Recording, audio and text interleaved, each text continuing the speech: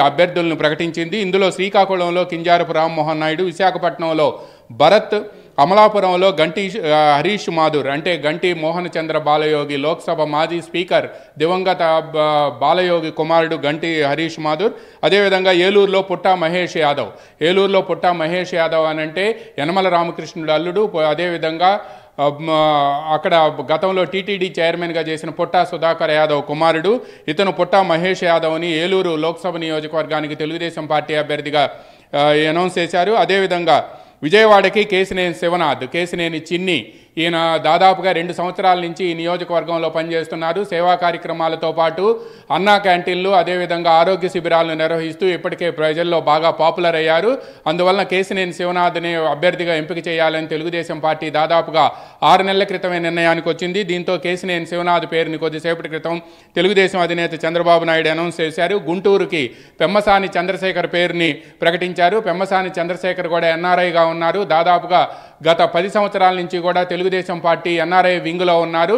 NRI వింగ్లో Telugu Desam party తరఫున క్రియాశీలకంగా ఆయన ఉన్నారు. అందువలన ఆయన్ని పెమ్మసాని చంద్రశేఖర్ని అనౌన్స్ చేశారు. అదేవిధంగా నసరావుపేటకు సిట్టింగ్ ఎంపీగా ఉండి గతంలో వైఎస్ఆర్ కాంగ్రెస్ పార్టీ తరఫున 2019 ఎన్నికల్లో పోటీ చేసి రాయపాటి సాంబశివరావుపై గెలుపొందిన లావు శ్రీకృష్ణదేవరాయలు వైఎస్ఆర్ కాంగ్రెస్ పార్టీకి రాజీనామా చేసి తెలుగుదేశం పార్టీలో చేరారు. దీంతో లావు శ్రీకృష్ణదేవరాయల పేరుని నసరావుపేటకు ప్రకటించారు. ఇక బాపట్లకి తెన్నేటి కృష్ణప్రసాద్ అంటే విజయవాడ సిపిగా పనిచేశారు. పైగా ఆయన శమంతకమణి అల్లుడు, ఐపీఎస్ అధికారి టి కృష్ణప్రసాద్ పేరును అనౌన్స్ చేశారు. నెల్లూరుకి వేమిరెడ్డి ప్రభాకర్ రెడ్డి, ఆయన రాజ్యసభ సభ్యుడిగా ఉన్నారు వైఎస్ఆర్ కాంగ్రెస్ పార్టీలో. ఇటీవల వైఎస్ఆర్ కాంగ్రెస్ పార్టీకి రాజీనామా చేయటమే కాకుండా జగన్ విధానాలు నచ్చకపోవడంతో ఆయన వైఎస్ఆర్ కాంగ్రెస్ పార్టీకి రాజీనామా చేసి బయటకు వచ్చారు. వేమిరెడ్డి ప్రభాకర్ రెడ్డి పేరుని ఇప్పుడు నెల్లూరు లోక్సభ స్థానానికి ప్రకటించారు. అదేవిధంగా నెల్లూరు లోక్సభ స్థానం ఉన్న కొవ్వూరు అసెంబ్లీ నియోజకవర్గానికి వేమిరెడ్డి ప్రభాకర్ రెడ్డి సతీమణి వేమిరెడ్డి ప్రశాంత్ రెడ్డిని కూడా గతంలోనే ప్రకటించారు.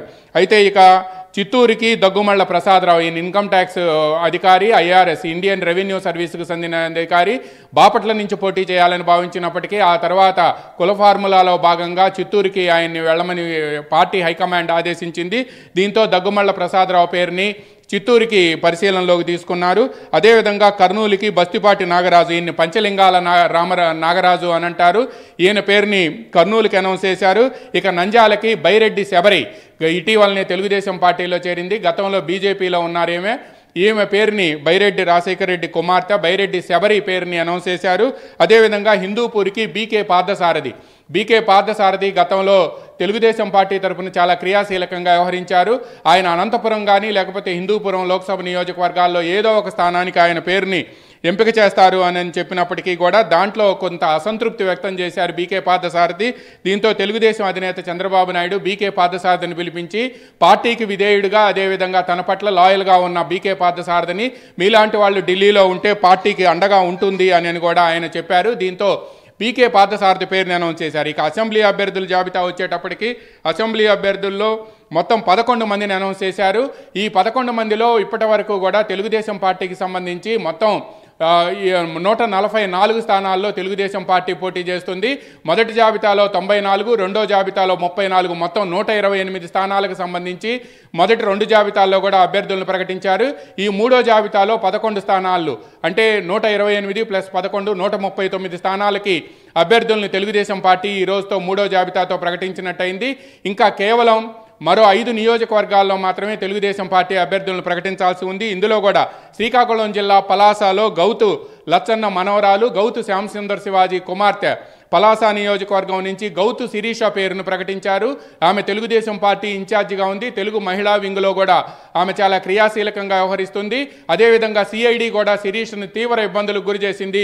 డీజీపీ కార్యాలయంలో ఉన్న సిఐడి విభాగానికి ఫోన్ చేసి ఆయన క్వశ్చన్ చేస్తే తెలుగుదేశం పార్టీ కేంద్ర కార్యాలయం నుంచి నేతలంతా కూడా వచ్చి వీళ్ళంతా తీవ్ర ఆగ్రహ విషయాలు వ్యక్తం చేశారు. అదేవిధంగా పాతపట్నం నుంచి మామిడి గోవిందరావు పేరును ఖరారు చేశారు. దీంతోపాటు శ్రీకాకుళం నుంచి గోండు శంకర్ పేరుని అనౌన్స్ చేశారు. శృంగవరపుకోట నుంచి కోళ్ల లలితాకుమారి పేరును కొద్దిసేపటి క్రితం అనౌన్స్ చేశారు చంద్రబాబు నాయుడు. కాకినాడ సిటీ నుంచి వనమాడి వెంకటేశ్వరరావు పేరుని అనౌన్స్ చేశారు. ఇక అమలాపురం ఎస్సీ నియోజకవర్గం నుంచి ఐతాబత్తుల ఆనందరావు మాజీ ఎమ్మెల్యే 2019 ఎన్నికల్లో ఓడిపోయారు. అయినప్పటికీ కూడా పార్టీని అంటిపెట్టుకుని ఉన్నాడు అని చెప్పి, అదేవిధంగా అమలాపురం నియోజకవర్గంలో పార్టీ తరపున పోరాటాలు చేస్తున్నాడు అని చెప్పి ఆనందరావు పేరుని అనౌన్స్ చేశారు. దీంతో పాటు కృష్ణా జిల్లా ముఖ్యంగా మచిలీపట్నం లోక్సభ నియోజకవర్గంలో ఉన్న పెనమలూరు చాలా హాట్ సీట్గా మారింది. ఈ పెనమలూరు నియోజకవర్గానికి సంబంధించి మాజీ ఎమ్మెల్యే, అదేవిధంగా 2019 ఎన్నికల్లో ఓడిపోయిన బోడే ప్రసాద్ పేరుని చివరికి ఖరారు చేశారు. ఎందుకంటే బోడే ప్రసాద్ పేరుని రెండో జాబితాలో లేకపోవడంతో తాను చంద్రబాబు వద్దకు వెళ్ళి మీ బొమ్మతో గెలిచి ఇండిపెండెంట్గా మీ దగ్గరికి వస్తాను అని చెప్పారు. అయినప్పటికీ కూడా చంద్రబాబు మాత్రం తొందరపడొద్దు అని చెప్పి ఆయనకు సర్ది చెప్పి పంపించారు. దీంతో బోడే ప్రసాద్ మీద నియోజకవర్గంలో సింపతి వచ్చింది అని చెప్పి తెలుగుదేశం హైకమాండ్ గుర్తించింది. బోడే ప్రసాద్కు ప్రత్యామ్నాయంగా పలు పేర్లు వచ్చినప్పటికీ కూడా బోడే ప్రసాద్ను రెండో లిస్టులో అనౌన్స్ చేయకపోవడంతో సింపతి వచ్చింది అని చెప్పి హైకమాండ్కి సమాచారం అందటంతో హైకమాండ్ మరోసారి IVRS కాల్స్ సర్వే తీసుకొని బోడే ప్రసాద్ని చివరికి పెనమలూరు అభ్యర్థిగా ప్రకటించింది. ఈ లిస్టులో కూడా ఆయన పేరు వచ్చింది. అదేవిధంగా మైలవరం కృష్ణా జిల్లాలో ఎన్టీఆర్ డిస్ట్రిక్ట్లో, ఉమ్మడి కృష్ణా జిల్లాలో ఎన్టీఆర్ డిస్ట్రిక్ట్లో మరో హాట్